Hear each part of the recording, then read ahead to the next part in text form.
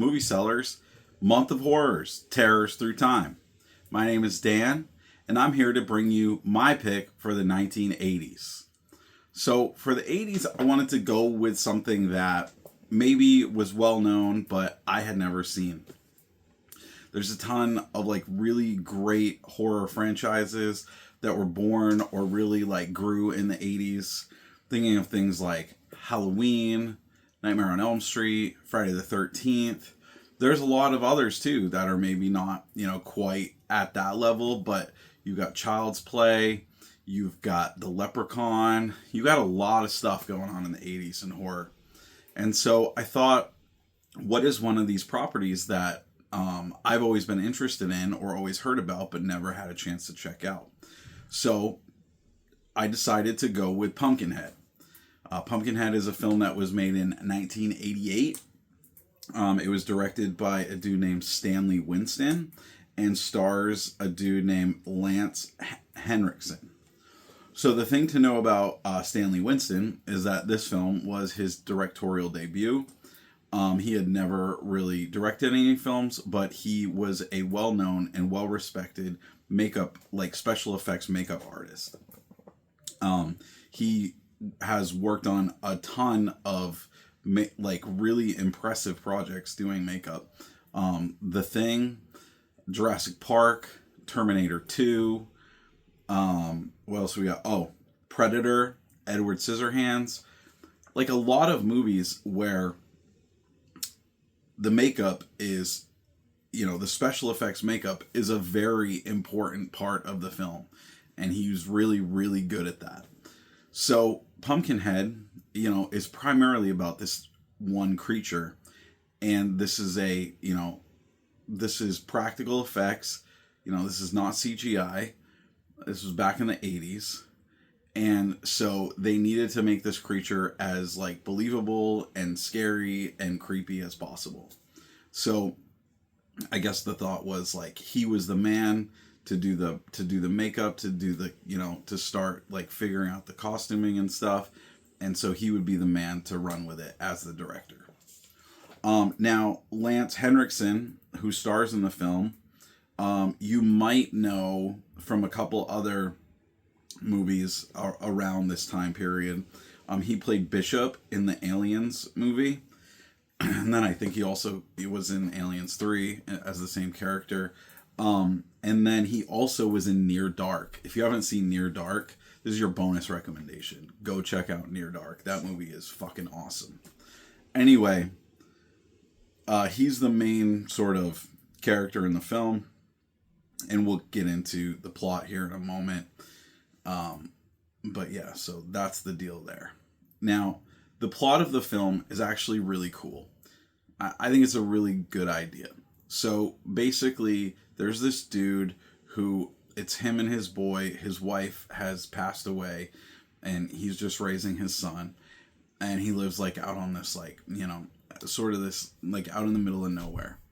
Now, a bunch of kids come in from the city. They're riding dirt bikes and stuff. They accidentally hit the kid. The kid dies. It takes away this one thing that was, keeping this man, keeping his head right, keeping him on track.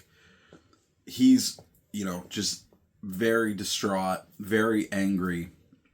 And he goes to this old woman, down by the swamp, this old witchy woman. She's a witch.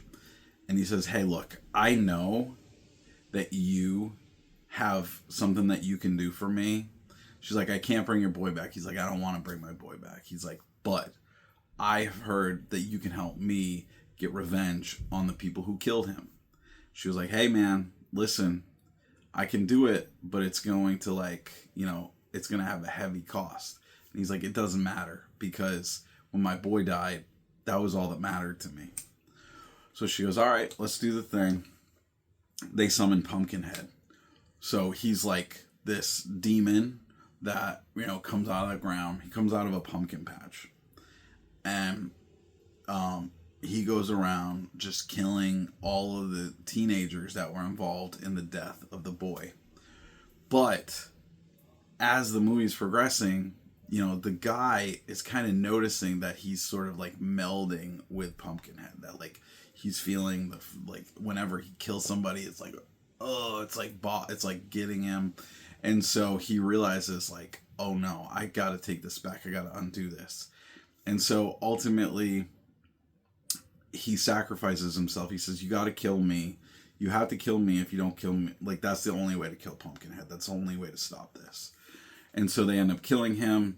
And then at the very end of and they both die. Pumpkinhead like goes up in flames.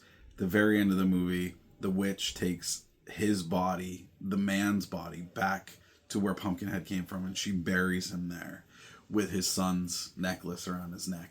But I think with the understanding that next time that Pumpkinhead reincarnates, it's going to be in his body. So that's kind of the movie. I think it's a great idea. I think it's a really cool concept. I don't think it was executed really great. First of all, the creature, Pumpkinhead as a creature, looked really cool, but didn't move very well. And didn't really, I don't know. I don't know what I was hoping for, but, I was hoping for more actual, like, ripping bodies apart and, like, doing stuff. But it's a lot of off-screen stuff. It's a lot of just picking people up and then off-screen things happening and then their body falling and things like that. He's very, like, robotic motions and not super effective from a movement perspective. He looks really cool, though. I will give it that. I thought the acting was very weak. Just very unbelievable. And it's the problem that plagues a lot of these films from the 80s. But, it is what it is. I just never felt like it ever got any kind of momentum going. And that was the biggest struggle for me. Was like, it just kind of felt like it just wandered through and went through the motions, but it never like sucked me in, and it never felt like really scary, and it never really felt like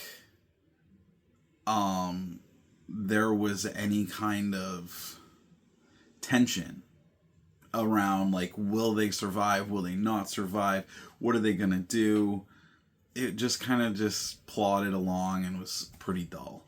And it kind of made it pretty clear to me why, even though Pumpkinhead is a franchise, I think there's been 4 movies made. There's video games, comic books, the whole 9 yards. It made it pretty clear to me why it never sort of reached that next tier, that next level of greatness that, you get with the Michael Myers or the Freddy. Also maybe because Pumpkinhead is like a demon, doesn't really look human. I don't know if that's a factor or not. I really couldn't say, because, Alien is an incredible franchise. And those aliens don't look anything like humans. So I don't know. Also, like, the fact that it's called Pumpkinhead is kind of goofy to me, because I know it's supposed to be, it has something to do with the fact that it's in a pumpkin patch, and it also has to do with the fact that, like, its head looks like a pumpkin, but its head doesn't look like a pumpkin. I mean, it doesn't. It looks more like an alien than anything. So, I don't know. It's a weird name for the movie, and it's really not. Like, like, I expected more of, like, a Sleepy Hollow or something. Which, I know I didn't expect a Sleepy Hollow, but, like, a head that's a pumpkin, I knew it wasn't, but I feel like that title makes you feel like it should be. Anyway, that's kind of what I thought of the movie. I thought the witch was very effective. She was very creepy, very scary. I really liked her, and I really loved the concept, and I just felt like they never really got off the ground with it. It just never got wheels, unfortunately. So there's that. Now, the question of whether it's scary, I didn't feel like it was effectively scary. I felt like it could be. I feel like movies about grief and revenge and all that kind of stuff can be very good, very scary, very effective. I didn't think this one was. Is it a good Halloween movie?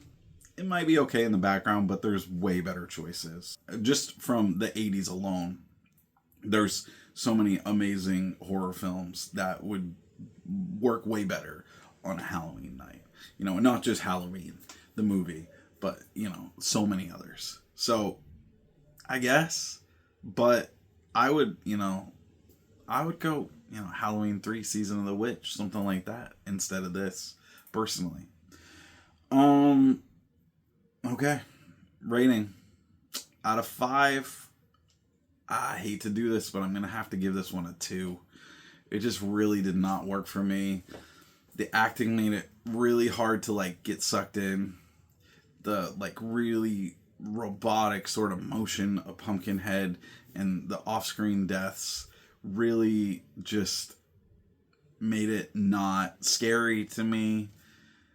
And overall, just the excitement I had to watch this movie that I had heard of for a long time, and then to be really kind of let down by it, just really, it was a bummer. It was a bummer. So I'm giving this one a 2 out of 5, unfortunately. But that's it for me. Tune back in tomorrow for Jack's take on a 1980s film, which I think you'll probably really dig. And keep listening, or keep watching, because we're going to keep rolling these bad boys out through the entire month of October. Hope you guys are enjoying these. Hope you guys are having a great month. Hope you're watching a lot of great scary movies. And that's it for now.